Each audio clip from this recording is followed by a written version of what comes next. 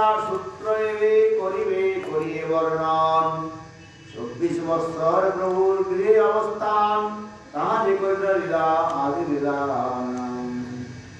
24 বৎসর শেষ সেই মাঘ মাস তার শুক্লপক্ষে কিছু করিল সন্ন্যাস সন্ন্যাস করিয়া 24 বৎসর অবস্থান যাহাতে তাহারে লীলা তার শেষ লীলা নাম শেষ লীলার মধ্যে নাম হয় লীলাহরি বৈষ্ণব নাম দেবে কয় তার মধ্যে 6 বৎসর গমনাগমন নীলাচল গৌড় সেতুবন্ধ বৃন্দাবন যাহা সেই লীলা তার মধ্য লীলা নাম তার পাছে লীলান্ত লীলা অভিধান আদি লীলা মধ্য লীলা অন্ত লীলায়ার এবে মধ্য লীলা কিছু করিয়ে বিস্তার 18 বর্ষে কেবল নীলাচলে স্থিতি আপনি আচরে জীবে শিখাইল ভক্তি তার মধ্যে 6 বৎসর ভক্তগণ সঙ্গে প্রেম ভক্তি প্রবর্তিল নিত্য গীত সঙ্গে নিত্যানন্দ গোসাই রে পাঠাইল বৃন্দ গৌড় দেশে তেহ গৌড় দেশ ভাসাইল प्रेम रसे। श्री श्री चैतन्य चरितामृतम मध्य लीला प्रथम परिच्छेद में यहाँ पर वर्णन हो रहा है। श्री कृष्णदास कविराज गोस्वामी अत्यंत दीनहीन होकर के करें जिनकी कृपा से अज्ञजन मूर्खजन भी सर्वज्ञता प्राप्त कर सकते हैं। ऐसे चैतन्य महाप्रभु की मैं बार बार प्रणाम करता हूँ, वे प्रसन्न हो। ये चैतन्य महाप्रभु नित्यानंद दोनों ही गौड़ आकाश में उदित हुए हैं। एक ही शाखा में 2 वृक्ष ये 2 पुष्प के रूप में प्रस्फुटित हुए थे और विशेष करके चंद्र सूर्य एक ही साथ में उदित होकर के समस्त तमो यानी अंधकार के जो है दूरीभूत कर रहे हैं। अर्थात जीव के हृदय में तमो जो अंधकार उस अंधकार के गौर नित्यानंद उदित होकर के उसको नाश कर रहे हैं। और इसके पश्चात संबंध अधिष्ठात्री देवता राधा मदन मोहन और अभिधेय अधिष्ठात्री देवता राधा गोविंद देव और प्रयोजन अधिष्ठात्री देवता गोपीनाथ जी को राधा गोपीनाथ जी के प्रणाम करते हुए और आगे की कथा यहाँ पर वर्णन कर रहे हैं। ये आगे की कथा भी महाप्रभु की कथा जो है प्रथम परिच्छेद आदि लीला में सब विशेष करके जिस लीला कथा को चैतन्य लीला के व्यास वृंदावन दास ठाकुर ने वर्णन किया उसी कथा को जो है संक्षेप रूप में उन्होंने वर्णन किया और जिस कथा को वृंदावन दास ठाकुर छोड़ दिया उसी कथा को उच्छिष्ट रूप में चर्चा करके मानो वर्णन करते जा रहे हैं और समस्त भक्तों की चरण धूलि सिर पर धारण करके सभी की कृपा प्रार्थना करते हुए महाप्रभु के लीला आदि वर्णन हो रहा है। विशेष करके महाप्रभु की गृहस्थ लीला और सन्यास लीला को विभाजन करके दिखा रहे हैं। ये 24 वर्ष महाप्रभु गृहस्थ लीला है हाउसहोल्ड लाइफ और 24 वर्ष जो है महाप्रभु की सन्यास लीला और उसी लीलाओं को जो है आदि मंत्र ये शेष लग जो मध्य अंत ये 2 नाम दिया गया। लीला भाव से वैष्णव की नाम आदि भी दिखा रहे हैं। विशेष करके चैतन्य महाप्रभु सन्यास लेने के पश्चात 24 साल तक नीलाचल धाम में रहे। उसमें 6 साल जो है गमनागमन दिखाया, कभी वृंदावन, कभी साउथ इंडिया, दक्षिण भारत भ्रमण, इस प्रकार दिखाया। और 18 साल तक चैतन्य महाप्रभु जगन्नाथपुरी में रहे। उसमें भी 12 साल जो है, अंतिम जो 12 साल चैतन्य महाप्रभु दिव्य उन्माद दशा में गंभीरा में सर्वदामोदर आनंद के साथ रहने लगे। इसलिए 18 वर्ष केवल नीलाचल स्थिति आपनी आचरी जीवी सिखाई भक्ति। तार मध्य 6 बत्सर भक्तगण संगे प्रेम भक्ति पढ़ाई प्रवार्त नित्य गीत रंगे। इस प्रकार चैतन्य महाप्रभु नीलाचल धाम में रहे। विशेष करके मातृभक्त शिरोमणि सच्चिदानंद गौर हरि अपने माता सची देवी की वाक्य रक्षा करने के लिए नीलाचल में रहे। सन्यास लेकर के चैतन्य महाप्रभु जब केवल वृंदावन की ओर चले, तब उस समय नित्यानंद प्रभु उसके वापिस ले अद्वैत आचार्य के गृह में शांतिपुर में जब सची माता मिले, सची माता कहने लगी तुम वृंदावन मत रहो, क्योंकि वृंदावन बहुत दूर है, तुम्हारे कोई समाचार नहीं मिलेगा, इसलिए तुम जगन्नाथपुरी में रहो। इसलिए मातृ आज्ञा पालन करने के लिए चैतन्य महाप्रभु कंटिन्यू 18 साल तक नीलाचल धाम में रहे।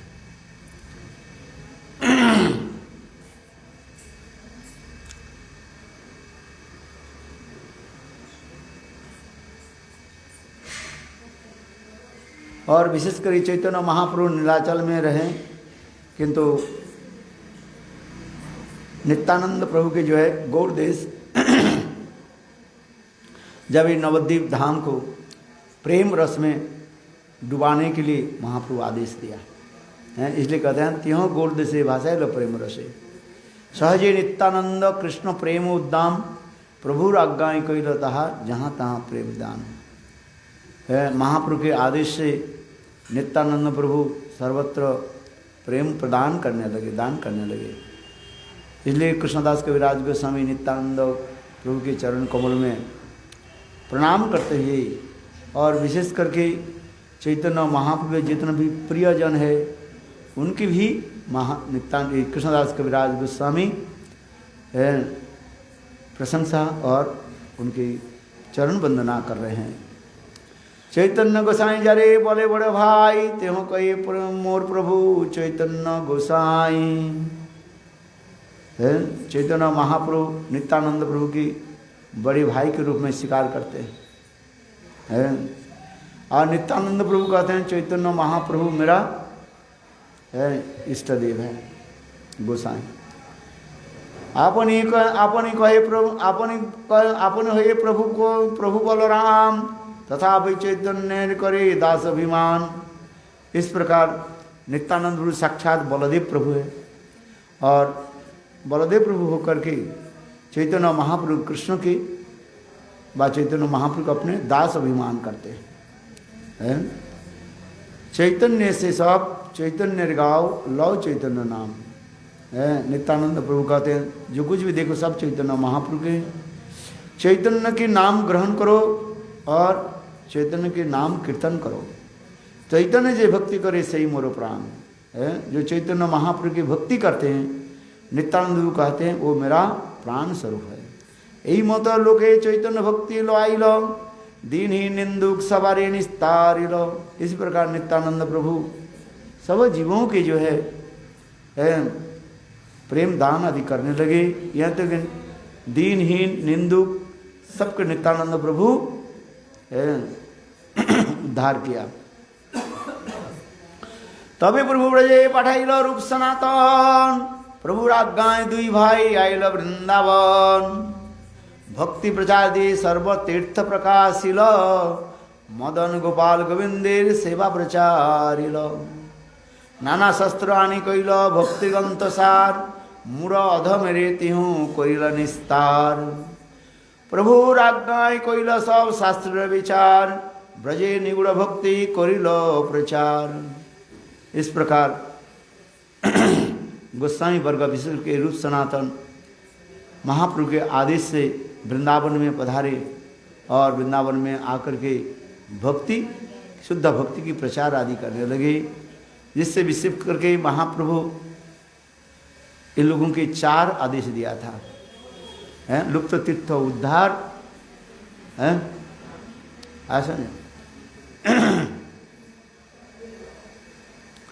और भक्ति शुद्ध भक्तिगंत प्रणयन,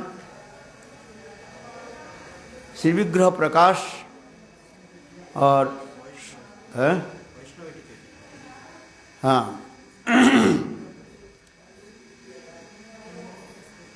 शुद्ध वैष्णव की विचार जो है ये समस्त वहाँ। हरिभक्ति विलासार भागवतमृत दशम टिप्पणियार दशम चरित्र,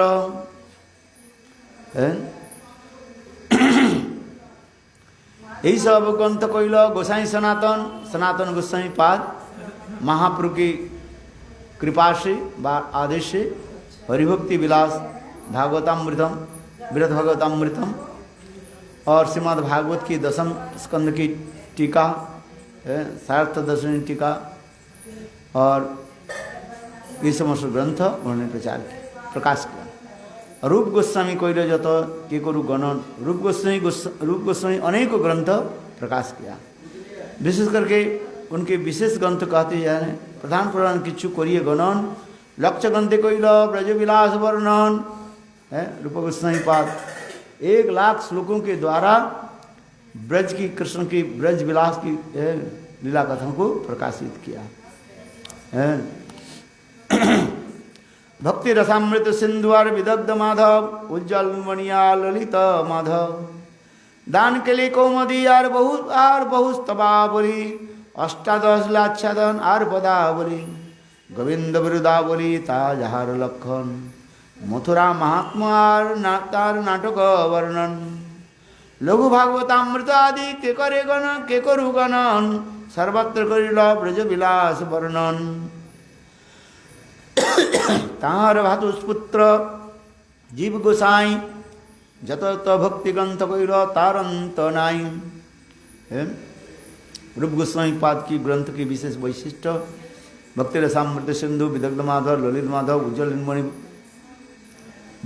दान के लिए कौमुदी, गोविंद बिरुदावली, मथुरा महात्मा,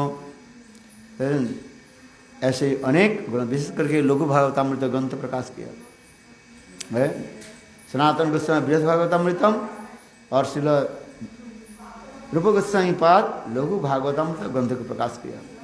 जत भक्ति ग्रंथ कइल तार अंत नाई, भागवत संदर्भ ग्रंथ विस्तार, और उनके भातुपुत्र भाई की बेटा क्या नाम है, जीव गोस्वामी पाद अर्थात अनुपम है। अनुपम के भक्ति सिद्धांत ये समस्त ग्रंथ उन्होंने प्रकाशित किया। प्रथम वत्सरे विद्या अद्वैतादि भक्तगण प्रभु ने देखी कोइला नीलाद्रि गमन, रथ यात्रा देखी तहाँ करिला 4 मास रहिला 4 मास। प्रभु संगे नित्य गीत परम उल्लास, विदाय समय प्रभु कहिला भसवारे, प्रतब्ध आसिबे सबे गुंडीचा देखी बारे।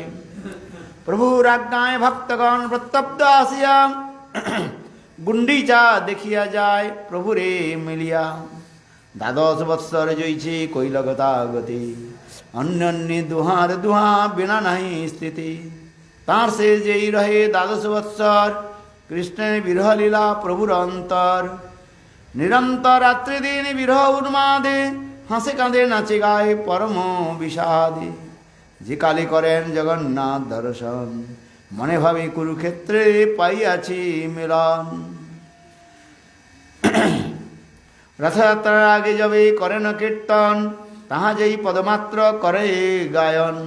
सही तपर न थपाइनु जहा लगे मदन दहने झुरी गेनु। এই ধুয়া গানে আছে দ্বিতীয় প্রহর কৃষ্ণ রেয়া ব্রজে যায় এ ভাবন্তর। এইভাবে নিত্য মধ্যে পড়ে এক শ্লোক, সেই শ্লোকের अर्थ क्या নাই বুঝিল। चैतन्य महाप्रभु जगन्नाथपुरी में रहे और प्रतिवत्सर जो है अद्वैत आदि भक्त लोग महाप्रभु के दर्शन करने के लिए आते थे। विशेष करके रथ यात्रा के समय सभी लोग उपस्थित होते थे और रथ यात्रा के उपरांत कुछ लोग लौट करके जाते थे और कुछ लोग जो है भक्त लोग 4 महीने काल तक जगन्नाथपुरी में महाप्रभु की सानिध्य में निकट में रहते थे। और इसके पश्चात जब 4 मास समाप्त होने पर महाप्रभु सबको विदाई दे करके कहते थे ये हर साल आप लोग आना है।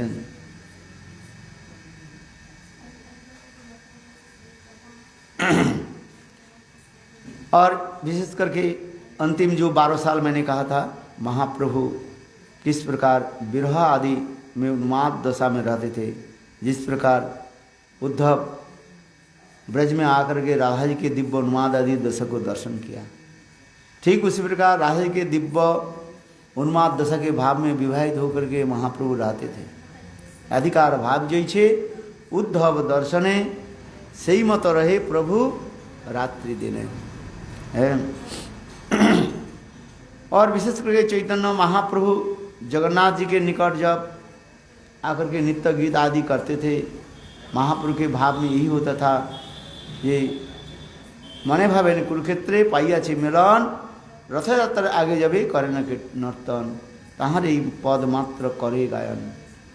चैतन्य महाप्रभु जब रथ यात्रा के समय महाप्रभु के दर्शन करते थे और उनके भाव में ये उदित होता था ये मैं कुरुक्षेत्र में कृष्ण के प्राप्त कर रहा हूँ। अर्थात श्रीमती राधिका कुरुक्षेत्र में जब कृष्ण के साथ मिले उस समय राधा जी अपने हृदय को जो भाव उद्गार किया व्यक्त किया, उद्गार माने व्यक्त किया, ठीक उसी प्रकार चैतन्य महाप्रभु राधा जी के भाव में विवाहित होकर के जगन्नाथ जी के निकट हस्त आदि अंग हस्त आदि संचालन के द्वारा भाव को अभिव्यक्त करते थे।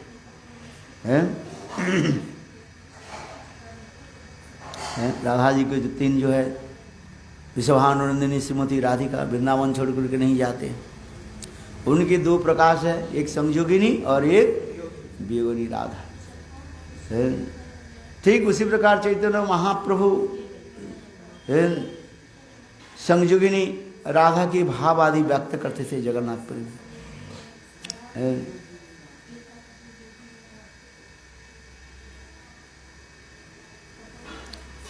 এইভাবে নিত্যমতে পড়ে एक श्लोक, सही श्लोकेर अर्थ क्या नहीं बुझे लोग। विशेष करके रथ यात्रा के समय महाप्रभु स्वरूप दामोदर के द्वारा जो श्लोक जो है सही तो पढ़ना था पाइनु जहाँ लगी मदने दहने झुरी गनी, इस प्यार को जब स्वरूप दामोदर कीर्तन करते थे महाप्रभु अत्यंत उद्दंड होकर के नृत्य आदि करते थे। इस श्लोक के तात्पर्य साधारण लोग समझ नहीं पाते है।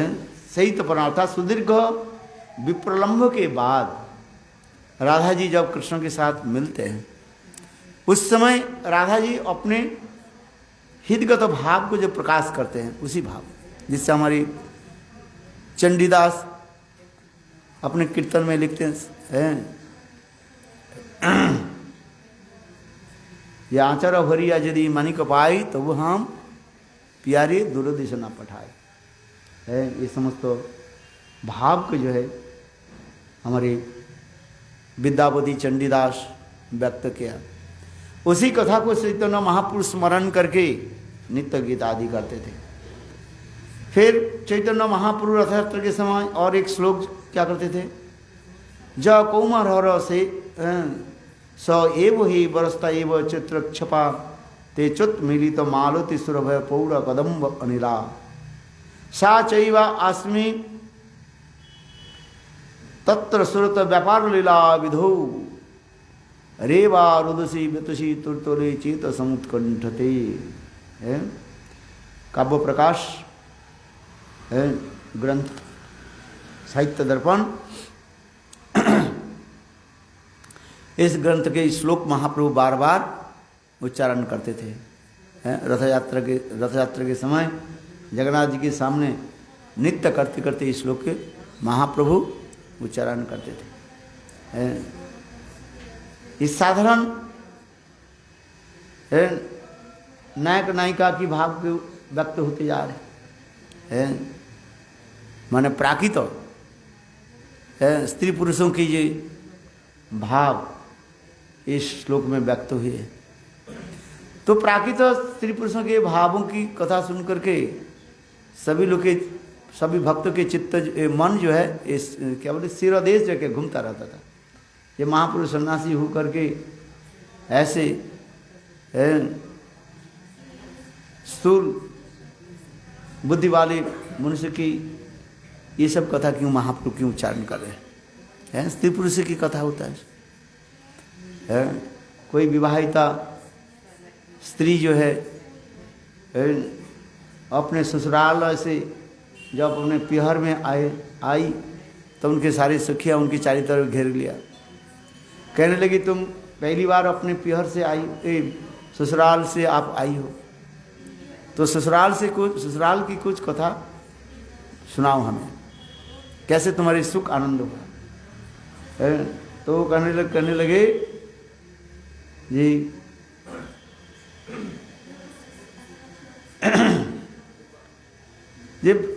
जिस व्यक्ति के साथ हमारे विवाह हुई आज, किंतु उससे विवाह के होने के पहले उनके साथ मेरा छुप छुप करके प्रेम हो गया था। क्या बोलते उसको? अवैध प्रेम हो गया था, उससे विवाह नहीं हुआ था। जैसे आजकल जैसे फेसबुक में सब कर लेते हैं, फिर घर में पहुंच जाते हैं। हाँ भाई, कहाँ इंग्लैंड अमेरिका से फेसबुक में करके फिर वहीं पर पहुंच जाते हैं। पहुंच जाते कि नहीं पहुंच जाते हैं? देखो, तो उसी प्रकार भी कर रहे हैं ये पर। उस समय तो फेसबुक नहीं था।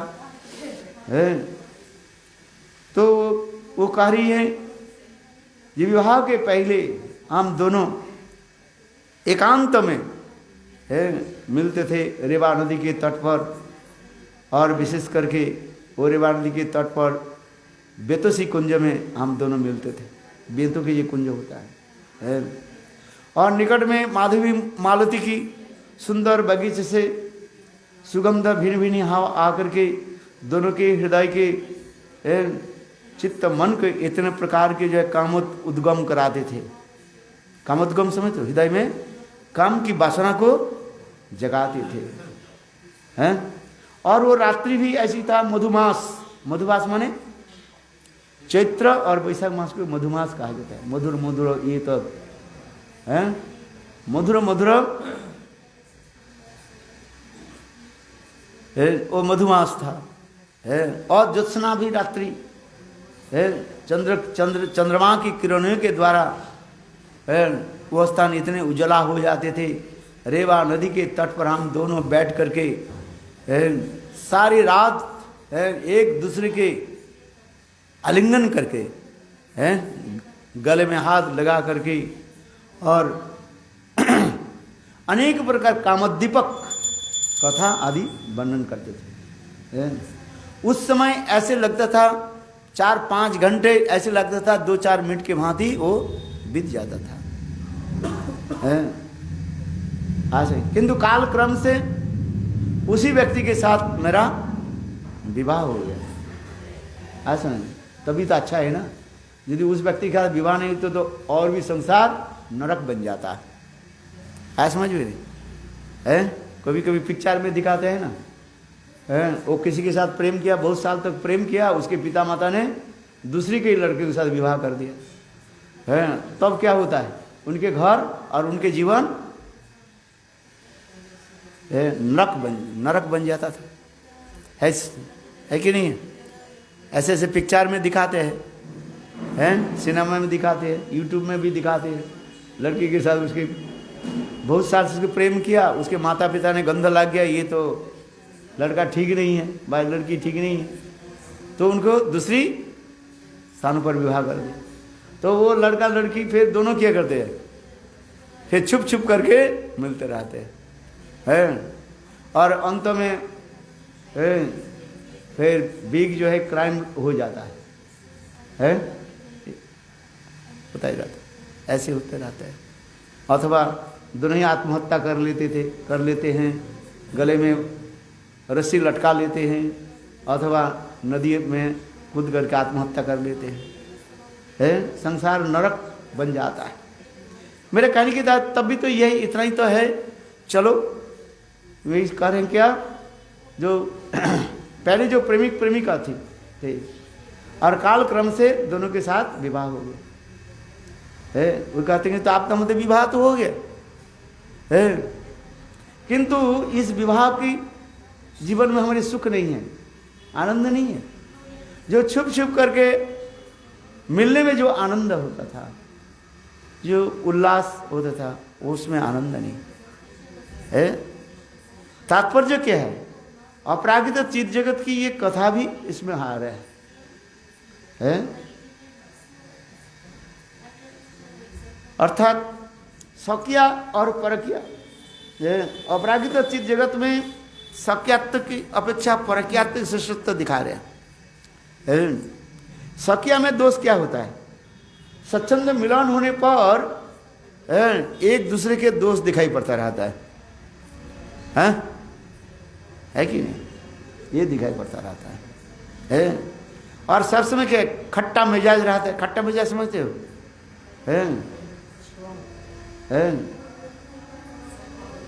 मेरा मिजाज रहता है, अच्छा नहीं लगता है। पता नहीं जितने भी सौकिया भी देखा जाता है, खट्टा मिजाज होता रहता है, एक दूसरे के दोस्त देखते रहते हैं। और परक्यत्व होने के नाते क्या होता है, मिलन तो बहुत कम समय होता है, उत्कंठा भरी रहता है, समाज के अनुशासन से भय से मिलन यथार्थ नहीं होता है, इसलिए वो मिलन में एक चमत्कारित्व रहता है। इस जगत में परक्यत्व क्या नरकगामी कहा गया है, किंतु अपरागित चित्त जगत में परक्यत्व क्या है, सर्वश्रेष्ठ बताया गया, जिसमें चार जो अमोघ अस्त्र रहता है। क्या क्या बताओ, याद है? परक्या में है, परक्या में विशेष चार वस्तु क्या रहता है, प्रच्छन्न कामुकता, बाम्यता, निवारणता और सुदुर्लभता, ये चार रहता है। सक्या में नहीं रहता है। इसलिए चैतन्य महाप्रभु इस श्लोक के क्यों उच्चारण कर रहे हैं, सक्यापेक्षा परक्यत्व के भाव के जो उल्लासमय जो है उसके चिंतन कर रहे हैं। जो ये जो परक्यत्व एकमात्र ब्रज में, ब्रज गोपियों के हृदय में है, वैकुंठ, अयोध्या, द्वारका, मथुरा भी नहीं है। वैकुंठ से लेकर के द्वारका अथवा मथुरा में सख्यत्व दिखाया गया, और अपराकित गोलोक वृंदावन में ब्रज गोपियों की जो दिखाया गया वो परकत्व दिखाया है। उस भी परक्यत्व में भी विशेष करके दिखाया, कुछ अनुरा है, परुरा है, ये सब दिखाया गया है। कुछ विवाहिता, अविवाहिता है, ये सब दिखाया है।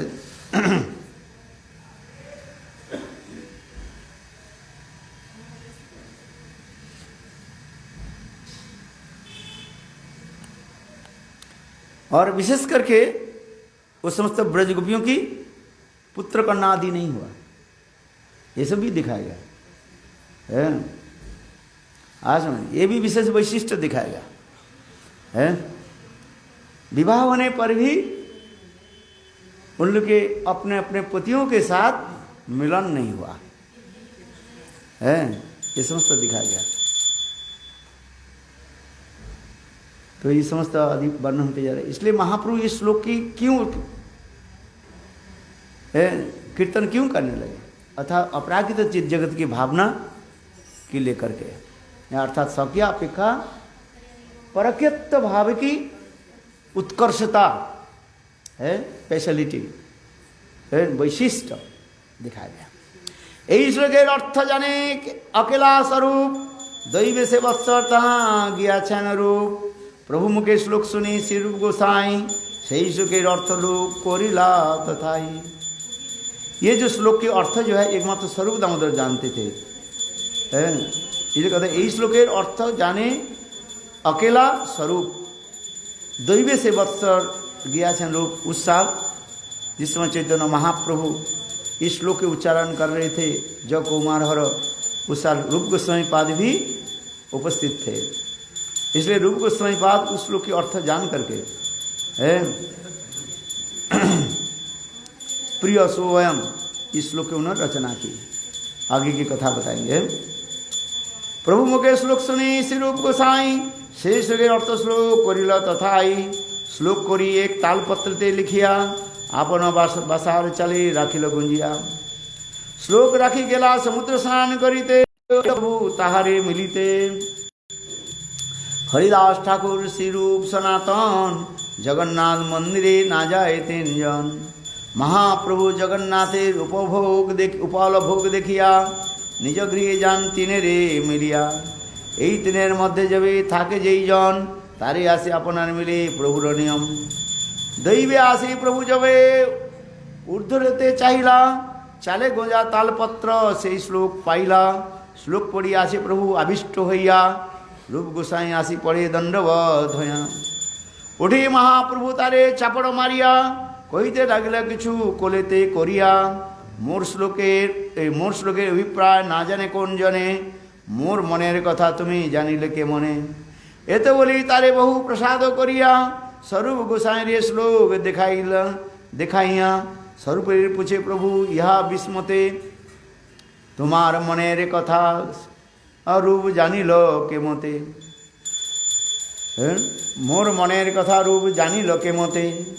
স্বরূপ কহে যাতে জানিল তোমার মন, তাতে জানি হয় তোমার কৃপার ভজন।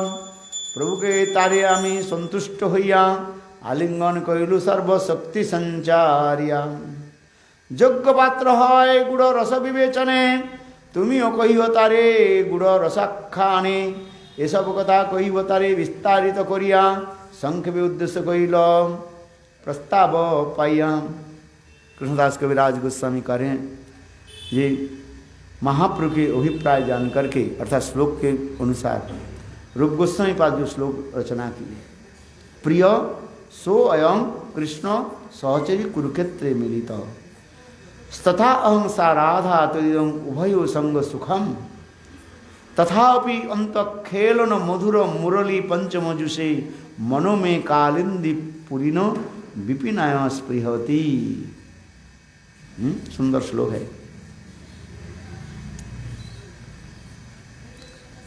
अर्थात कुरुक्षेत्र में जब राधा जी कृष्ण से मिले और इसके पश्चात कोई सखी राधा जी की पूछने लगी, राधे अपने प्राणकांत तो गोविंद के साथ मिलकर के तुम्हारे हृदय में कोई जो सुख है उसके बारे में कुछ बताओ। उस समय स्वयं राधिका कह रही हैं, हे सखी मैं क्या कहूँ, प्रियो सो अयं कृष्ण। हे सखी देखो मैं वही राधा हूँ और ये कृष्ण वही कृष्ण है। हम लोग दोनों ही जो कुरुक्षेत्र में मिल रहे हैं, कुरुक्षेत्रे मिलिता, दोनों ही हम लोग मिल रहे हैं। तथांस राधा, मैं ही हुई राधा हूँ। तो उभयो संग सुखम, हम दोनों की संग सुख जो है वो मिलते रहे, किंतु संग सुख जो है वो सुखावह नहीं हो रहा है, आनंदित नहीं हो रहा है। तथापि अंत खेलन मधुरी मुरली पंचमजुषे, मनो में कालिंदी विपिनो विपिन है स्पृहति। किंतु देखो वृंदावन में यमुना की किनारा में है वह सुंदर कुंज में हम जो लोग मिलते थे, वह जो संग सुख आनंद जो है वह मेरे हृदय में पुनः पुनः स्प्रिया आकांक्षा हो रही, इच्छा हो रही है। ये हम दोनों ही वही वृंदावन में जाकर के एकांत में मिले है, क्योंकि वहाँ पर कृष्ण की सुंदर जो मुखारविंद, जिसमें कृष्ण के क्रीड़ाशील मुरली पंचम स्वर आनंद के द्वारा आप सबके आप्लुत करते थे, वह वृंदावन की यमुना पुलिन, गिरिराज गोवर्धन, तमाल वृक्ष और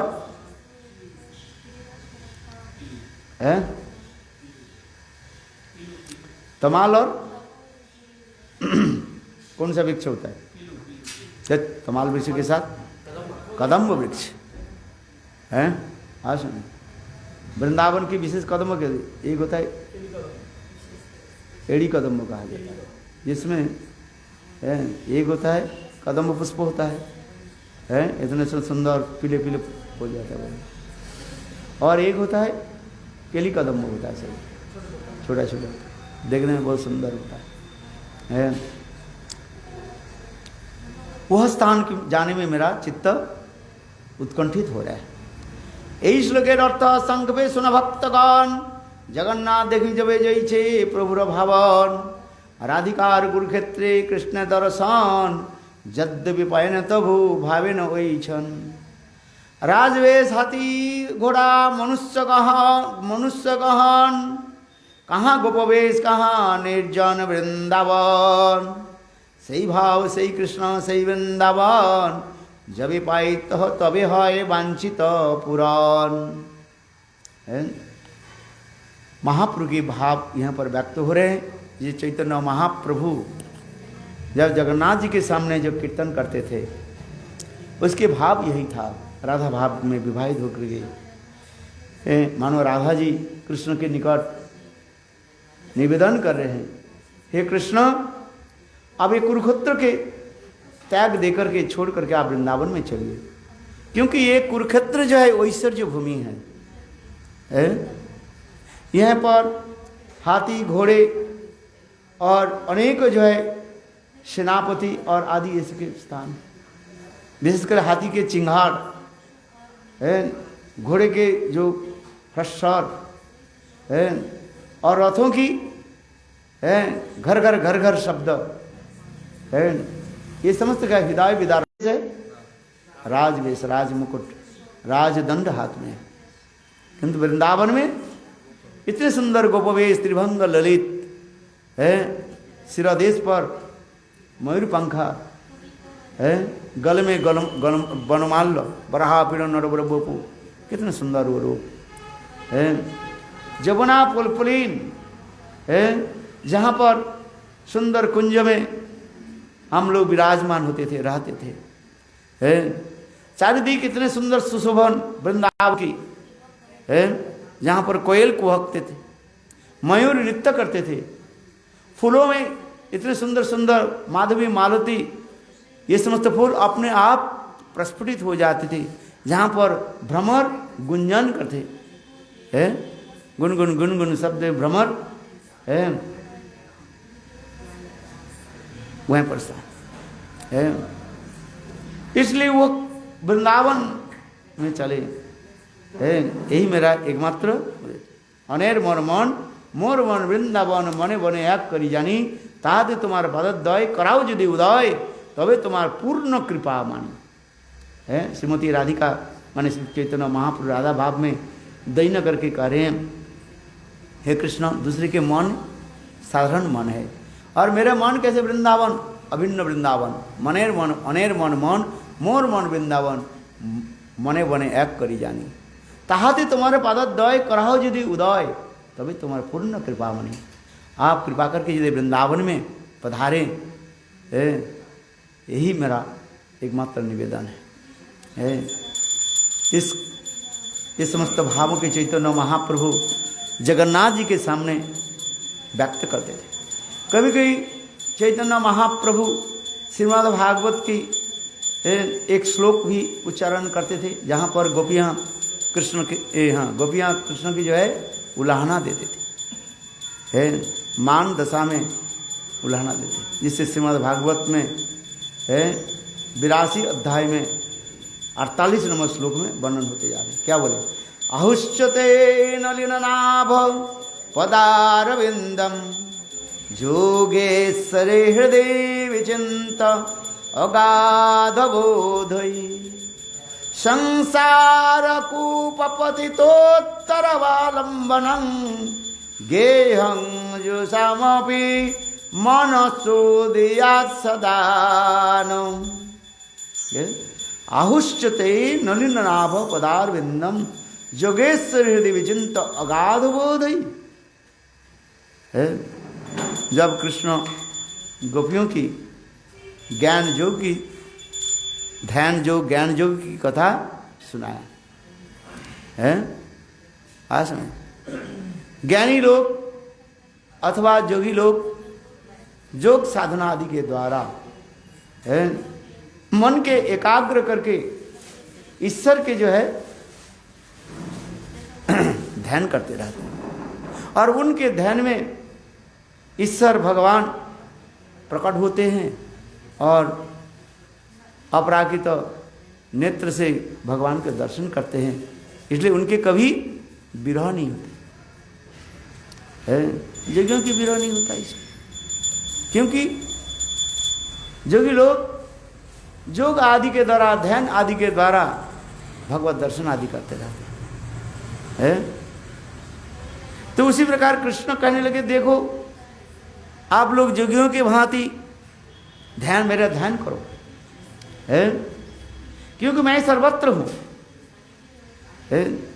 कहाँ मैं नहीं, मैं भगवान होने के नाते मैं सर्वत्र हूँ है। विशेष करके योगी लोग मुझे परमात्मा रूप में स्वीकार करते हैं। परमात्मा सर्वत्र है, ऐसे कोई स्थान नहीं है परमात्मा नहीं है सुपर सोल है, अंतर बाहिर सर्वत्र परमात्मा रहते हैं। इसलिए योगी लोग परमात्मा के ध्यान आदि करते रहते हैं और चित्त सुख में वो डूबे रहते हैं। आज मई भक्ति भूतानां वृत्तात् कल्पते जत्सिम्न मदासी भवतो नाम मदापना। भगवान कृष्ण गोपियों की उद्देश्य करके ये श्लोक भी बताया, मई भक्ति भूतानां वृत्तात् कल्पते, मेरे प्रति भक्ति ही क्या है, ये अमृत स्वरूप है। जिस प्रकार अमृत ग्रहण करने पर चित्त मन प्रसन्न रहता है, चिरंजीव बन जाता है, उसी प्रकार मई भक्ति मेरे प्रति भक्ति है, ये अमृत स्वरूप है। मई भक्ति भूतानां अमृतात् कल्पते जत्सिम्न मद आसीत् भवती नाम मदापना। मेरे प्रति जो आप लोग की जो स्नेह ममता आदि जो है, ये एक विशेष वैशिष्ट विलक्षण, जिसके फलस्वरूप आप लोग बहुत दूर देश से यानी ब्रज से इस कुरुक्षेत्र में आए हैं मिलने के लिए है। किंतु देखो आप लोग मेरे विरह में जो तड़प रहे हैं, ये आपके केवल मन की भावना मात्र है। मन की जो संजत कर लेते हैं तत्व ज्ञान आदि के द्वारा, उनके दुख नहीं होता है। दुख किस में होता है? मन किससे दुख होता है? और दुख के कारण होता है क्या? तत्व ज्ञान की अभाव है। तत्व ज्ञान की अभाव होने पर हमें मन में दुख होता है कि नहीं है? संसार अनित्य है, किंतु संसार को नित्य ज्ञान करके हम उसमें रहते हैं, ये दुख के कारण होता है। कृष्ण इसी प्रकार जो है अनेकों तत्व गोपियों को सुनाया है। संसार के जीव दुखित क्यों है? न संसार के नित्य मान लेते, अनित्य संसार दुखमय संसार है, और इस संसार की सार मान लेते हैं। किंतु जब तत्व ज्ञान आ जाता है, ये संसार के अनित्य है, इसलिए संसार ही छायाबाजी प्राय यह ते ममता करी बिथा बिन जाए। हाय हाय नहीं भाभी अनित्य सब, जीवन विगत गले कथा रवे तुम्हारे वैभव, भक्ति ठाकुर का है। आंख बंद हो जाए बस सब यहीं पर रह जाएगा। है रावण के शरण है क्या बोले, लंका कहाँ गए हैं? रावण कुछ लेकर के गए हैं? कुछ नहीं है। तो इसी प्रकार जिसके आत्मज्ञान हो जाता है, तत्व ज्ञान हो जाता है, तब उसके दुख नहीं होता है। इसलिए आप कृष्ण मानो इसी प्रकार कहने लगे, आप लोग तत्व ज्ञान में प्रवेश करें, अनित्य अनित्यता बोध ज्ञान हो। ये नित्य वस्तु अनित्य वस्तु है। इस प्रकार कृष्ण अनेकों जो है ध्यान योग आदि के बारे में श्रवण कराए है। ये गोपियां मेरे लिए। और दूसरी बात है, संसार के लोग दुखी क्यों हैं? अपने माता पिता बंधु बांधव की नित्य मान लेते हैं, किंतु ये सत्य नहीं है। जीव स्वतंत्र है सब है। आज हम है काल नहीं रहेंगे है, काल है परसों नहीं रहेंगे, ये सत्य है। एकत्रित सब जहां काल के द्वारा सब हम मिलित हो रहे हैं। कृष्ण गोपियों के साथ कर लिए, गोपियों देखो आप लोग के साथ हमारे ये विच्छेद जो है माने से परेशान है, इसमें हमारी कोई दोष नहीं है। ये किसके दोष कहो, किसके द्वारा है? ये सब ईश्वर ही सबको करा देते हैं। ईश्वर की इच्छा से हम सब एकत्रित हो जाते हैं और ईश्वर की इच्छा से हम सब बिछोड़ जाते हैं। है कि नहीं? सेपरेशन। जैसे उदाहरण दे रहे हैं, एक गुच्छ घास है, नदी के समुद्र, नदी अथवा समुद्र के स्रोत में से डाल दीजिए है, कुछ समय तक जो है 2-4 मिनट एक साथ में वो चलता रहेगा। इसके बाद सब किसको दे, वो अपने आप स्प्रेड हो जाता है, फैल जाता है। और कुछ घास आप देखें, कुछ पूर्व पश्चिम उत्तर दिशा में अपने आप चलना शुरू कर देते हैं। देखा ना आपने?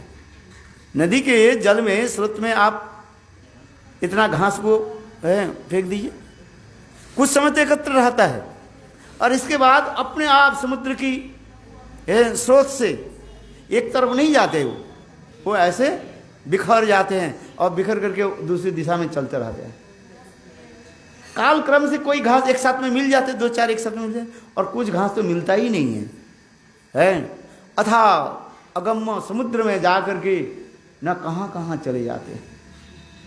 इसलिए कहते हैं नदीर प्रभे जनो कष्ट लगे तीरे है। जब बाढ़ आती है, नदी के तट पर बड़े बड़े वृक्ष भी उखाड़ करके नदी में गिर जाता है और इतने जल स्रोत होता है, नदी के स्रोत से वो बड़े बड़े वृक्ष समुद्र के तरफ चले जाते हैं। और समुद्र के बड़े बड़े उत्ताल तरंग होते हैं ना, वो बड़े बड़े पेड़ भी उससे चलते चलते कहाँ कहाँ चले जाते हैं। किसी कभी कभी काल क्रम से उसमें जो 2-4 पेड़ जो है समुद्र के किनारे में आकर के लग जाते हैं। मैंने देखा कैलिफोर्निया में गया नहीं है, देखा एक बार देखा कि बहुत तूफान है। मैं उस समय था और बड़े बड़े पेड़ जो है उखड़ गए। 2-3 दिन के बाद वहाँ समुद्र के तट पर हम गए। कहाँ पर गए थे? सैन फ्रांसिस्को कहीं देखा क्या समुद्र के तट पर पेड़ है, बोले कभी कभी लग जाता है वो उसी प्रकार जीव, अनंत करोड़ जीव हैं इस संसार में घूम रहे हैं। यथा शत्रु रेणु, जिस प्रकार सूर्य की किरण से जैसे धूल कणा जैसे घूमता रहता है, ठीक उसी प्रकार अनंत करोड़ जीव इस संसार में घूम रहे हैं। जिसे शत्रु रेणु कहा जाता है। सूर्य की किरण देखो ना, ये झोरखा से जब सूर्य के किरण उठते हैं, अभी धूल नहीं दिखाई नहीं पड़ रहे आंखों से, किंतु सूर्य की किरण आ जाए देखो इतने झूले हैं, झिलमिल कर जैसे। इसी प्रकार अनंत करोड़ जीव है, हम गिन नहीं सकते, धूलकणा की भांति है, ब्रह्मांड में ऐसे घूमते जा रहे हैं। काल समुद्र में जथा काल अनद्दा, जिस प्रकार काल रूपी नदी में प्रवाहित होते रहते हैं, ठीक उसी प्रकार जीव ऐसे होते जा रहे हैं। उसमें 2-4 जीव एकत्र मिल करके एक दूसरे से ममता जमा लेते हैं, डीप अटैचमेंट हो जाता है, एक दूसरे के माता पिता भाई बंधु स्त्री पुत्र, और फिर कालक्रम से बिछोड़ जाते हैं, कहाँ कहाँ चले जाते हैं। भगवान कृष्ण वही उदाहरण दे रहे हैं।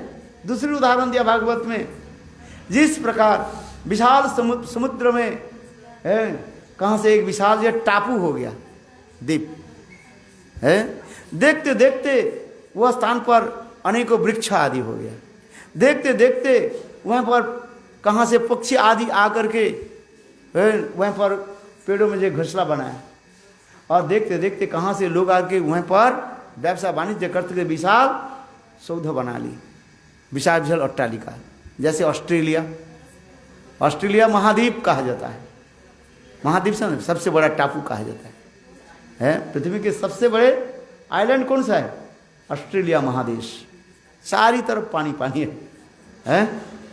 है कि नहीं? देखो पैसिफिक ओशन के बीच में है, सारी तरफ पानी पानी है। ऑस्ट्रेलिया, न्यूजीलैंड है, कोई देश आक्रमण करने में बहुत दिक्कत होती है। देखो ऐसे अच्छा, ये मिट्टी कहाँ से आई? कौन बता सकते? फिर कभी कभी ऐसे विशाल तूफान आ जाए, टर्नेडो ये सब आ जाए, और वो क्या समुद्र के जलोच्छ्वास हो जाता है, पूरा डूब जाएगा है, और वह मनुष्य कहाँ कहाँ चले जाएंगे कोई पता नहीं चलेगा। सब पेड़ पौधे और जितने भी सौध अट्टालिका बड़े बड़े जो है प्रसाद जो बिल्डिंग, वो सब समुद्र के जल में कहाँ धस चले जाएंगे, मिट्टी भी कहाँ कहाँ चले जाएगी, फिर दूसरी जगह में और एक टापू हो जाएगा है। ठीक उसी प्रकार कृष्ण कहने लगे, देखो काल क्रम से जीव कभी कभी एकत्रित हो जाते हैं, फिर भी छोड़ जाते हैं। इसलिए भगवान कृष्ण गोपियों के कहने लगे, हे गोपियों, जे आप लोग जो मेरे ऊपर जो दोष आरोप कर रहे हो, व रोष प्रकाश कर रहे हो, क्रोध प्रकाश कर रहे हो, ये हमारे हाथ में नहीं है। सब काल के चक्र के द्वारा हम सब एकत्रित हो जाते हैं, काल के चक्र के द्वारा हम सब बिछोड़ जाते हैं। आज किंतु हे गोपियों, मेरे प्रति जो है आप लोग की जो है ऐसे एक विशेष भाव है मई भक्ति भूतान अमृता कल्प, और मेरे प्रति ऐसे विशेष एक स्नेह ममता होने के नाते आप लोग मेरे साथ मिल रहे हैं। आज इसी प्रकार कृष्ण गोपियों की कुछ सांत्वना वाक्य देने लगे, किंतु उससे गोपियों की क्या रोष और भी बढ़ गया। सुनी गोपीर रोष बाड़ीला, इस कथा को सुनकर गोपियों के हृदय में ये रोष हो गया है, क्योंकि कृष्ण ने उन लोग के ध्यान योग आदि की कथा सुनाया। तो उस समय गोपियां क्या करने, विशेष करके राधिका जी का रही है, हे कृष्ण, तुम किसके साथ कैसे व्यवहार करना है तुम जानते नहीं, किस व्यक्ति के किस प्रकार उपदेश देना है ये तुम्हारे ज्ञान नहीं है। हमारे ध्यान सिखा रहे है, तुम्हारे चरण कमल के ध्यान करते रहे। अरे ये ध्यान किसको सिखाओ? जो संसार में पड़े हुए हैं, संसारी लोग के ध्यान सिखाओ। तुम्हारे चरण कमल के ध्यान करे तो संसार से मुक्त होकर चले जाएंगे। शास्त्र में कहा गया, देव भगवान की चरण कमल में जो चिन्ह जो है 19 चिन्ह है, विशेषकर उसमें जो चक्र चिन्ह जो है उस चक्र के चिन्ह के ध्यान करने से तुम्हारे संसार चक्र क्या हो गया? नाश हो गया। है वित्रासुर के है ना, क्या श्लोक है? ममोत्तम श्लोक जनेषु सखम संसार चक्रे भ्रमत सकर्म भी है तन्माया असक्त चित्तस्य ननाथ भुआत है। भगवान की इच्छा से हम लोग सब जाते हैं, किंतु देखो भगवान की चरण कमल की वो चक्र चिन्ह के यदि स्मरण करें, हमारे संसार चक्र अपने आप विनाश हो जाए। हैं? कृष्ण तो यही कहना चाहते हैं, ये मेरे ध्यान करो, है ध्यान के द्वारा ही तुम्हारे सारे दुख नाश हो जाए। हैं? जोगी जैसे ध्यान करते रहते हैं। उस समय गोपियां कह रही हैं, हे कृष्ण तुम्हारी ज्ञान नहीं है, किसको कैसे करें, हंसाइए मारो लोग है। अरे तुम्हारे चरण चिन्ह के क्या ध्यान करेंगे, तुम्हारे चरण चिन्ह के स्मरण करने से हम के हृदय में और भी दुख हो जाता है। संसार के लोग भगवान के चरण चिन्ह के स्मरण करके दुख नाश करके भगवान के प्राप्त करते हैं, और गोपियां उल्टा करके कह रहे हैं, तुम्हारे चरण चिन्ह की जब हम स्मरण करते हैं हमारे हृदय में और भी दुख होता है। हम तो तुम्हारे चरण चिन्ह को भूलना चाहते हैं, तुम्हारे चरण क्यों, तुम्हारे इतने सुंदर चरण कमल, और उस चरण कमल के द्वारा तुम क्या करते हो, गायों के पीछे पीछे दौड़ते हो। क्या तुम्हारे चरण में कष्ट नहीं होता है? चलसी जद ब्रजन चारे न पशुन नलिन सुंदरान नाथ ते पदम है। शिलतिरंकुरई सीदिति न कली लता मनम कांत गच्छ। गोपी गीत में कितने सुंदर श्लोक है? बोले तुम्हारे चरण चिन्ह के स्मरण करें हमारे हृदय में इतने सेल बने भांति दुख होता था, कष्ट होता, और तुम करो तुम्हारे चरण चिन्ह के हम स्मरण करें, ध्यान करें, हंसाई हम लोग मारो। इसलिए श्लोक के यहाँ पर भागवत में इसी प्रकार आ रहे हैं, आहुष्यते आहुष्यते नलिनाभ पदारविंदम जोगेश्वर हृदय विचिंत अगाध बोध। अगाध बोध संपन्न ब्रह्मा जो है उनको ध्यान सिखाओ, है उनको ध्यान सिखाओ, वो संसार से उद्धार होकर के जाए, गोपियों की नहीं है। जैसे आहुष्यते नलिनाभ पदारविंदम जोगेश्वर हृदय विचिंत अगाध बोध संसार को उपपतित उत्तर अवलंबनम गेहंग जुषान मुपी मनस्व उद्यासदान है। गोपियाँ इसी प्रकार कहते हैं। कुरुक्षेत्र में चैतन्य चरितामृत में कृष्णदास कविराज है वर्णन करते जा रहे, नहीं गोपीर देह स्मृति नहीं जार संसार को कहाँ था। अरे गोपियों की देह स्मृति नहीं है तो संसार को कहाँ रहे। संजीवों के दुख के कारण क्या है, जड़ क्या है, मूल क्या है, देहात्म बुद्धि। इस शरीर में देह आत्मबुद्धि रखना है। मैं ये शरीर नहीं करके मैं ये आत्मा हूं। देह और आत्मा के भेद कर नहीं पाते, बद्ध जीव देह और आत्मा के भेद कर नहीं पाते। आज अपने के भोक्ता मन जा भोक्ता मान लेते हैं, यही दुख होता है। किंतु गोपियां क्या करें, देह स्मृति नहीं जार संसार को कहाँ था है। गोपियों की भी देह स्मृति भी नहीं है। तो इसी प्रकार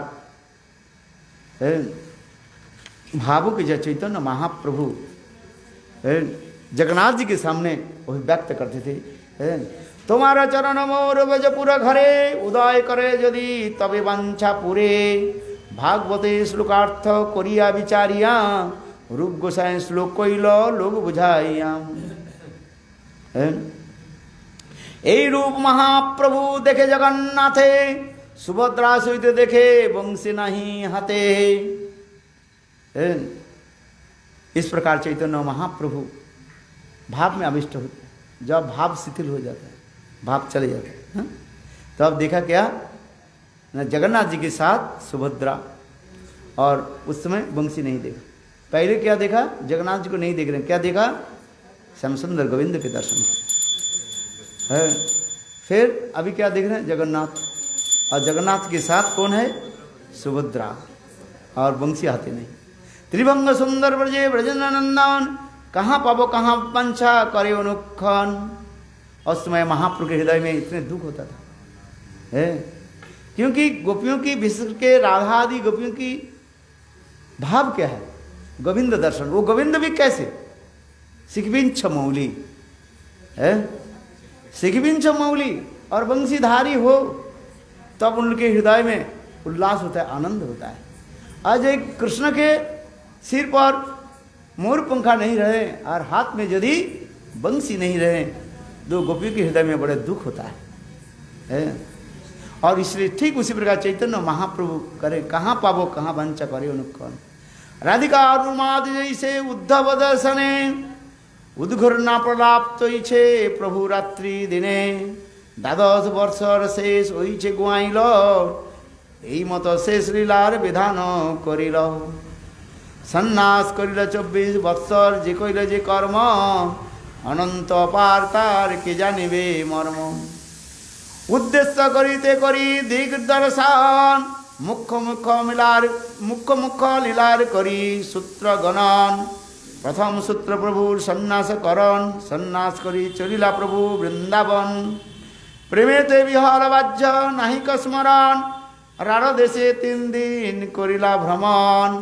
নিত্যানন্দ প্রভু মহাপ্রভুরে ভুলাইলা গঙ্গা তীরে লয়া গেলা যমুনা বলিয়া। শান্তিপুরে আচার্যের গৃহে আগমন প্রথম ভিক্ষা কইল তাহা রাত্রে সংকীর্তন। মাতা ভক্তগণে তাহা করিল মিলন সর্বসমাধান করি কইল নীলাদ্রি গমন। পথে নানা লীলা সব দেব দর্শন। মাধবপুরীর কথা গোপাল স্থাপন ক্ষীরচুরির কথা সাক্ষী গোপাল বিবরণ। নিত্যানন্দ কইল প্রভুর দণ্ড ভঞ্জন। ক্রুদ্ধ হইয়া একা গেল জগন্নাথ দেখিতে দেখিয়া মূর্ছিত হইয়া পড়িলা ভূমিতে। महाप्रभु सन्यास ग्रहण के उपरांत जब वृंदावन के ओर चलने लगे, नित्यानंद प्रभु उनके वापिस कहाँ ले, शांतिपुर में है।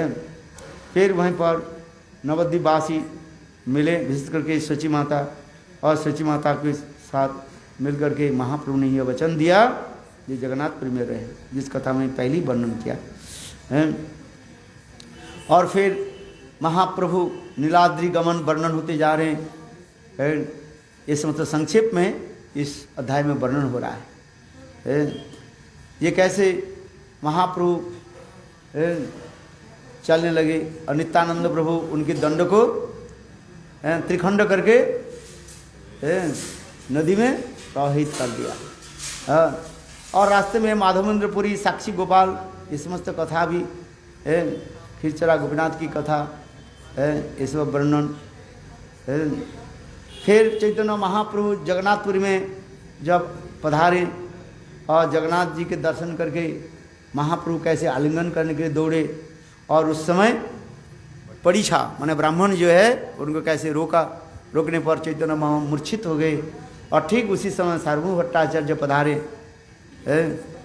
और सार्वभौम भट्टाचार्य महाप्रभु के अंग में ये समस्त दिव्य अष्टात्य विकार देकर के विस्मित हुए। शास्त्र में लिखा है किंतु मनुष्य में ऐसे अष्टात्य विकार न कभू ना सुनी है। तब उस समय सार्वभौम भट्टाचार्य महाप्रभु के अपने घर में ले गए है, और वहीं पर महाप्रभु रहे। यहाँ पर नित्यानंद आदि भक्त लोग सर्वत्र भ्रमण करते करते सार्वभौम भट्टाचार्य के गृह में पधारे, जहाँ पर चैतन्य महाप्रभु विराजमान थे। और चैतन्य महाप्रभु कहने लगे नित्यानंद ये देखो, ये महापंडित सार्वभौम भट्टाचार्य मुझे स्थान दिया, आश्रय दिया। तो उसमें नित्यानंद कहने लगे प्रभु आप आश्रय दी के भी आपको आश्रय दिया। और उस समय सार्वभौम भट्टाचार्य जो सुने उनको बहुत क्रोध आ गया है। सार्वभौम भट्टाचार्य बोले मैंने आश्रय दिया और नित्यानंद क्या करें है, आपने आश्रय दिया है। इसके पश्चात जो है महाप्रभु कैसे भाव में रहते थे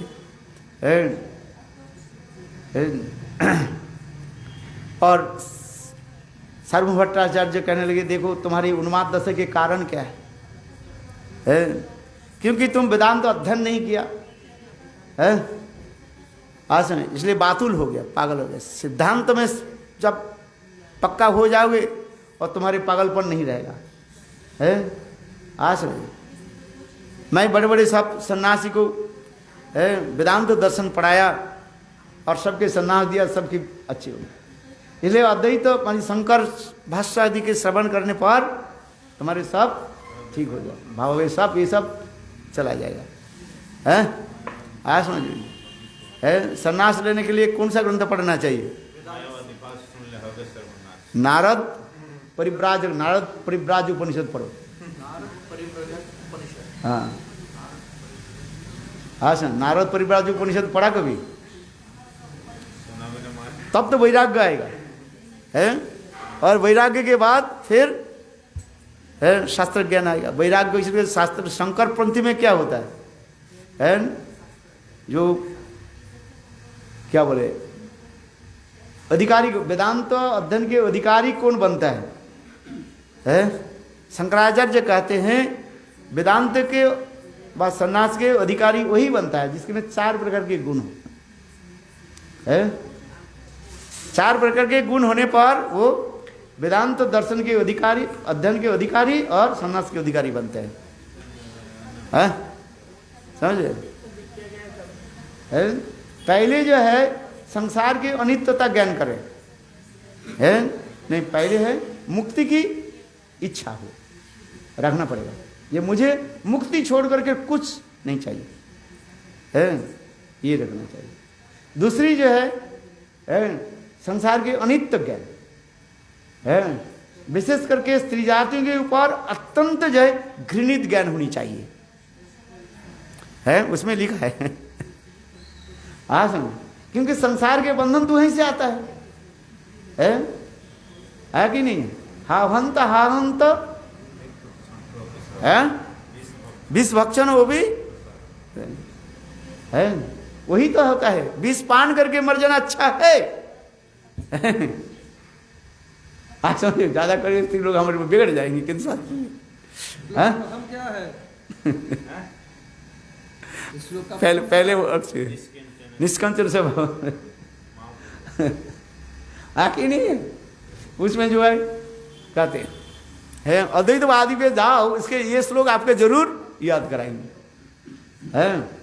आज इसमें जो है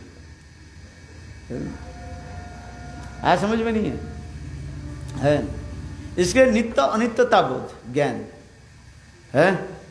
और एकमात्र तुम्हारे हृदय में क्या रहेगा? मुक्ति की आकांक्षा, मुक्ति छोड़ करके ब्रह्मलीन, मुक्ति में जो है ब्रह्मलीन छोड़ करके और हृदय में कोई नहीं रहेगा है। आज सुना, आपके हृदय में रहेगा 1108 ब्रह्मलीन महात्मा, बस ये भावना रहेगा है। आज सुना, हाँ 1108 ब्रह्मलीन महात्मा, ये रहेगा मुक्ति की आकांक्षा है। नित्य अनित्यता विवेक ज्ञान ये होनी चाहिए। हाँ, नित्य वस्तु अनित्य वस्तु है। ये संसार में जो कुछ देखते जा रहे हैं सब अनित्य है। नित्य क्या है? एक मतलब ब्रह्म सत्य जगत मिथ्या है। ब्रह्म सत्य जगत मिथ्या है, जीव ब्रह्म ही पर ना पर है, ये उनके मूल सूत्र है। शंकर पंथी के, शंकराचार्य के जो है ये सब ये मूल उनके ये है स्लोगान है। ब्रह्म सत्य जगत मिथ्या, जीव ब्रह्म ही पर न पर है। जीव नाम से कोई वस्तु नहीं, ब्रह्म ही है। ब्रह्म ही है जीव के रूप में प्रतिभाग हो। ब्रह्म छोड़ के नहीं, एक ब्रह्म, एक ब्रह्म, ब्रह्म एक ही है बस है। वो माया के द्वारा आवृत होकर के अपने के जीव परिचय दे रहे हैं। ब्रह्म हट जाए तो बस एक ब्रह्म जगह, जीव क्या माया हट जाए है। ये होता है ना, वो रामकृष्ण देव है उदाहरण देते हैं, रामायण से उदाहरण देते हैं। पहले राम जा रहे हैं, पीछे क्या है? सीता देवी, उसके पीछे कौन है? लक्ष्मण है। राम ब्रह्म है, सीता माया है। और लक्ष्मण जीव है। हाँ समझिए, ये सीता को हटा दिया जाए तो लक्ष्मण कहाँ से मिल जाएंगे? राम रूपी ब्रह्म में मिल जाएंगे। बोलो वृंदावन। ऐसे उदाहरण देते हैं। ज्यादातर अद्वैतवादी लोग जो है यहाँ तक भी बड़े बड़े बंगाल में बड़े बड़े जो क्या बोले कीर्तन जो करते हैं, प्रचारक होते हैं, हाँ पाला कीर्तन वाले जो होते हैं, पाला कीर्तन करते हैं ना, यही उदाहरण देते हैं वो लोग। आहो रामकृष्ण मिशन के, रामकृष्ण देव के सारे उदाहरण देते जाते रहते हैं। कैसे मूर्ख है, हाँ यही उदाहरण दो। बोले सीता माया है, हाँ समझिए, और वो राम ब्रह्म है, हाँ से, और लक्ष्मण जीव है। शत्रुघ्न भरत के नहीं लेते हैं, यही उदाहरण देते हैं। सुनना उनके कभी कभी सुनना, यही कहते रहते हैं। कुछ लोग ऐसे उदाहरण देते हैं, ये सब गलत उदाहरण है। आज और क्या, हाँ क्या क्या पहले क्या बोला? चार जो शंकराचार्य कहते हैं वेदांत दर्शन के अधिकारी प्रकरण है। वेदांत के 4 प्रकरण बता गया। अधिकारी प्रकरण में शंकराचार्य जो है शारीरिक भाष्य में लिखते जा रहे हैं, पढ़ना उसको, वेदांत दर्शन है ना, पढ़ना। अधिकारी निर्णय देते शंकराचार्य क्या बोलते जा रहे? वेदांत दर्शन की पढ़ने के अधिकारी कौन है? पहले कहते हैं मुक्ति की इच्छा होनी चाहिए, और वो मुक्ति की इच्छा क्या है? ब्रह्मलीन है। आज समझिए, ब्रह्मलीन है बस, और कुछ नहीं चाहिए है। और दूसरी क्या है? संसार की नित्य अनित्य तक ज्ञान होनी चाहिए है। इसलिए शंकराचार्य ने मोह मुद्गर में लिखा दिया सारी कातव कामता कस्ते पुत्र संशयम अतीव विचित्र कस्त तुम व कोति तो आयत तदीय तत्व चिंत्य भ्रात है। ये समस्त कहते जा रहे है, नित्य नित्य का है। और शंकर जी के जो, शंकराचार्य के जो कथित जो श्लोक जो है उसके ऊपर ज्ञान होनी चाहिए है, जिसको मायावाद श्लोक यही कहा जाता है। वो लोग तो मायावाद नहीं, हम तो लोग कहते हैं मायावाद है। शंकराचार्य के विचार को आपको लेना पड़ेगा। सब मायावादी में चले जाओ, काशी में हरिद्वार में चले जाओ, सारे श्लोक पढ़ाएंगे है। वो श्लोक शास्त्र में आपको मिलेगा नहीं, सब शंकराचार्य की ये श्लोक मिलाएंगे, पढ़ाएंगे आपको है। मायावाद के अच्छी तरह से आपके बिल्कुल पक्का कर देंगे है। ऐसा समझ में नहीं है, किंतु वो एक बार जब माया, इसलिए कहते हैं मायावाद दोष जार हृदय बसील चित्त तहार वज्र सम भेल है, चैतन्य चरितामृत में है। इसलिए उन लोग के पास जाओ, आपके पक्का बना देंगे एक बार है। आप गौड़ी मठ में आकर के हो गए नहीं, हम भी देखा कुछ जो आते रहते थे है। फिर वही बात और कुछ समय के बाद वो भग जाते है। इसलिए आप लोग सौभाग्यवान है जो लोग शंकर पंथी में नहीं गए, डायरेक्ट गौड़ी मठ में आ गए।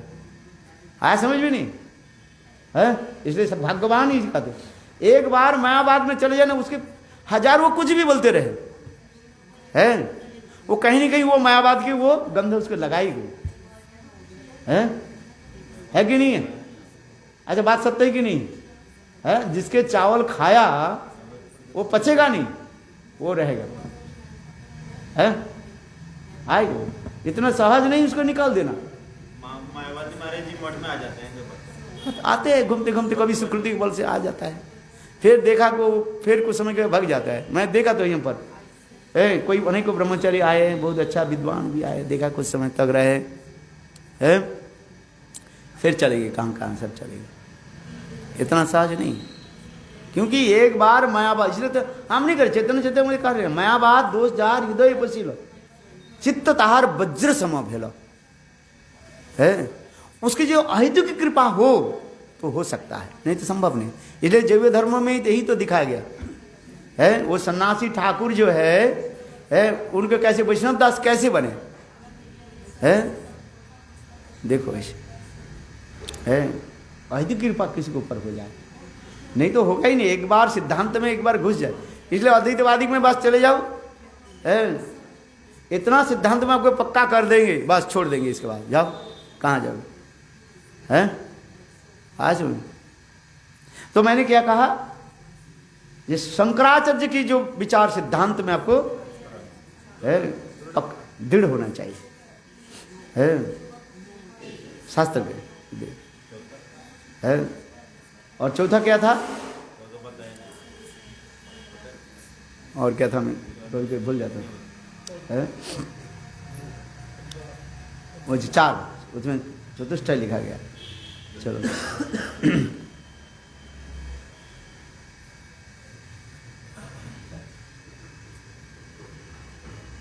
चलो हम जिस कथा प्रसंग कर रहे, सार्वभौम भट्टाचार्य है महाप्रभु, हाँ यो जो कहा नित्यानंद प्रभु कहा ने, बोले प्रभु आपने आश्रय दिया कि ये सार्वभौम भट्टाचार्य का आप आश्रय दिया है। सार्वभौम भट्टाचार्य इसलिए सुन करके बहुत गुस्सा आ गया मुझे, अरे मैंने आश्रय दिया है, आज समझिए, और ये कह रहे कि उल्टा करके कह रहे, किंतु वास्तव तत्व नित्यानंद जो प्रभु जो कह रहे ये सत्य है। महाप्रभु कृपा करके सार्वभौम भट्टाचार्य के दर्शन दे रहे हैं, और महाप्रभु यही जगन्नाथपुरी के आने के तो यही मुख्य कारण भी बताते हैं। महाप्रभु सन्यास के उपरांत जगन्नाथपुरी आने के मुख्य कारण ये भी दिखा रहे हैं। ये सब जो लोग जो मायावादी लोग के उद्धार भी करना है, जैसे पहले हम लोग पढ़ा था ना उस दिन, 6 प्रकार के लोग जो महाप्रभु के प्रेम रूपी बाढ़ से भाग गया था, ऐसे महाप्रभु विचार करने लगे इन लोग को भी उद्धार करना है। मायावादी, कुतार्किक, सन और पढ़ुआ अधम, इन लोग को उद्धार करना है ना, इसलिए महाप्रभु कहने लगे कम से कम सन्यास ले लेता हूँ, सन्यास बुद्धि हमारे करीबे प्रणाम, कम से कम सन्यास बुद्धि प्रणाम तो करेंगे। सार्वभौम भट्टाचार्य उसके लेकर के, और महाप्रभु के ऐसे इस प्रकार देख करके कहने लगे देखो तुमने वेदांत तो अध्ययन नहीं किया ना, शंकराचार्य की, जगत गुरु शंकराचार्य की वेदांत अध्ययन करने पर तुम्हारी ये सब बातुलता चला जाए। बातुलता समझ तो मैग्नेस, ये तो मन के भ्रम है केवल मात्र, हास्य गीत नीत आदि का नहीं, ये मन के भ्रम है। आज में कोई अच्छा बात कथा बोले हा हा करने लगे, कोई कुछ दुख के कथा बोले आप रोने लगे, ये सब क्या है, मन के भ्रम है, मन के भ्रम है कि नहीं है। तो सार्वभौम भट्टाचार्य के लिए सब केवल मन की विकार मात्र है, और कुछ नहीं है। किंतु वेदांत दर्शन में जब दृढ़ता हो जाए, शंकराचार्य की वेदांत दर्शन, शंकर जो वेदांत दर्शन में पढ़ाता है, तो वेदांत पढ़ो, मैं पढ़ाऊंगा तुम। महाप्रभु ने बहुत दिन हिंद करके बोला ये वेदांत तो मैं पढ़ाई, बोले ठीक है कोई बात नहीं, और तुम्हारे साथ हमारी एक स्वाभाविक वात्सल्य भाव भी है, तुम्हारे नाना जी के साथ हमारी मित्रता होने के नाते, अर्थात महाप्रभु के नाना जी कौन है, अरे सची माता की जो मैया, ये पिताजी लीलांबर चक्रवर्ती, हाँ, इसलिए तुम्हारे प्रति हमारी एक वात्सल्य स्नेह भी है, कोई बात है। अल्प वयस में संन्यास ग्रहण कर लिया है, इसलिए है ये बातुला तो सब चल जाए, पगलापन सब चले जाएगा, है वेदांत पढ़ो, है वेदांत दर्शन नहीं पढ़ करके संन्यास लेकर के क्या होता है, वेदांत दर्शन पढ़ो तो उनके बहुत अच्छी बात, 7 दिन वेदांत सुनाने लगे, इतना सुंदर व्याख्या आदि करने लगे, वास सभी भक्तों को ले गुरुदेव आहा आपकी वेदांत जो दर्शन व्याख्या दीजिए, महामहापध्याय जगत गुरु शंकराचार्य के प्रणीत जो व्याख्या आपने जो सुनाया, और जितने शास्त्र के जितने भी कठिनताई जो है बिल्कुल पानी के भांति सरल हो गया है, इतने सुंदर पुराण आदि के बाद श्लोक आदि के जो जहाँ पर कठिनाई पड़ता था, आपने इतने सुंदर शंकराचार्य के भाष्य के द्वारा ऐसे सुंदर व्याख्या कर दिया है, बिल्कुल पानी के भांति अत्यंत सहज सरल हो गया। हम लोग सब समझ गए है। सार्वभौम भट्टाचार्य कहने लगे, नवीन सन्यासी तुम्हारे के ही मत है? 7 दिन मैंने पढ़ा, किंतु तुमने इसको केवल बैठे रहे, कोई प्रश्न नहीं करते हो और तुम्हारे मन में कोई विकार नहीं हो रहा है। भाई कोई समझ में आए तो हंसेगा रोएगा, भाई है कि नहीं? और जो सुनता ही नहीं है उसके कुछ नहीं विकार नहीं होता है। क्या बात है? महाप्रभु ने धीर उत्तर दिया, मेरे समझ में नहीं आता, आप जो बता दो। अरे समझ में नहीं है तो कोई भी बात नहीं है, पूछना चाहिए तो है। सुनो, पूछना चाहिए है। शिष्य गुरु के निकट प्रश्न करते, गुरुदेव ये मेरे समझ में नहीं आया आ रहे हैं, आप कृपा करके है मुझे समझाइए। दीन ही निकाल बोल, किंतु नानक तुम्हारे मन के कोई विकार है ना कुछ है, बस बैठे रहते।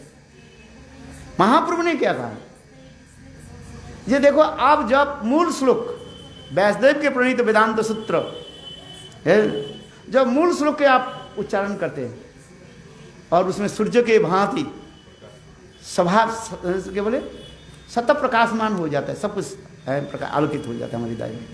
किंतु जब उसका व्याख्या करते हैं शंकराचार्य के विचार को जाए, ऐसे लगते हैं काले घन बादल आ करके वो सूर्य के मानो ढक देता है।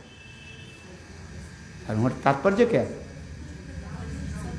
तात्पर्य यदि सरल है, सहज है, बोले तुम्हारे वेदांत सूत्र के व्यासदेव जी ने लिखा वो सरल सहज है, किंतु आपने जो है जटिलता के प्रकट कर देते और सारे अर्थों के क्या कर देते, उल्टा देते। भूल, तुम्हारे अर्थ सारे अर्थ क्या है, गलत है।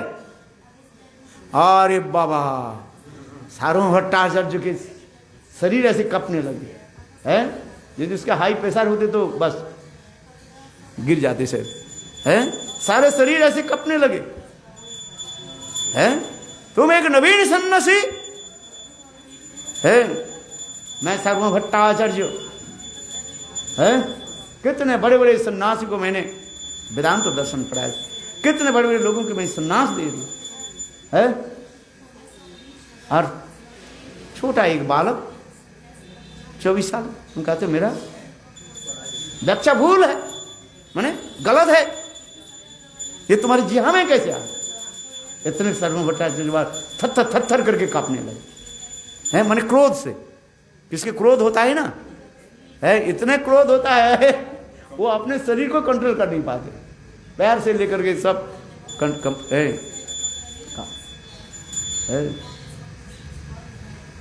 ऐसे का बोले कौन सा है। तो चैतन्य महाप्रभु एक श्लोक के जो है उच्चारण फिर बताते हो, क्या ये श्लोक के अर्थ यही है, ये क्या ये तो लोग आप ये सुने नहीं है? भगवान को निराकार कहते हो कि भगवान के शास्त्र में कहा कि नहीं, वेद पुराण है। तो महाप्रभु एक उदाहरण दिया है, आज जिस कथा प्रसंग भी बने। सार्वभौम भट्टाचार्य जो सारी सार्वभौम भट्टाचार्य तो लज्जित हुए है शास्त्री। अंत में महाप्रभु उनको क्या दिखाया, ये मैं कौन हूँ है, षडभुज दर्शन दिया, इसमें तो वर्णन है। सार्वभौम भट्टाचार्य उद्धार, इसके पश्चात सार्वभौम भट्टाचार्य जो महाप्रभु के चरण में कैसे समर्पित हुए है। यहाँ तो भागवत के जो श्लोक मुक्ति कथा भी सुनना नहीं चाहते, अथाति देव पदाम्बुजदेव प्रसाद लेशानुगृहीत न तत्तेनुकंपांग सुसमीक्षमान् भुंजान इवात्म कृत विपाकम हितबाक विधन नमस्ते भुंजान विधन जीवित जो पदे स दाय है, मुक्ति पदे स दाय भग। और सार्वभौम भट्टाचार्य जो क्या पढ़ रहे हैं, भक्ति पदे स दाय भग। महाप्रभु करे नहीं, व्यासदेव जी ने लिखा वही पढ़ो है। मुक्ति के विशेष तात्पर्य क्या है, विष्णु अंग्री लाभंगी मुक्ति सस्वरूप ने व्यवस्थित ही मुक्ति, ये सब महाप्रभु की शिक्षा दी है, ये सब व्याख्या की है। और उस दिन से सर्वभट्टाचार्य महाप्रभु के है अत्यंत जो है प्रिय पात्र बने हैं। कितने सब वर्णन सर्वभट्ट है। ये समस्त वर्णन इसमें भी आगे जाकर के वर्णन करेंगे। सर्वभट्टाचार्य उद्धार आदि कहते वंशा रुद्रपा सिंधु विवच है शेखनुआ है। क्या बोले मध्य लीला प्रथम परिच्छेद है।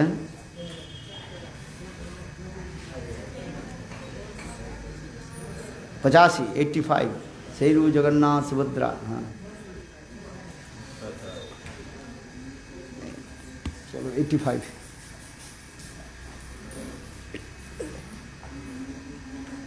भट्टाचार्य महाराज जी कौन है?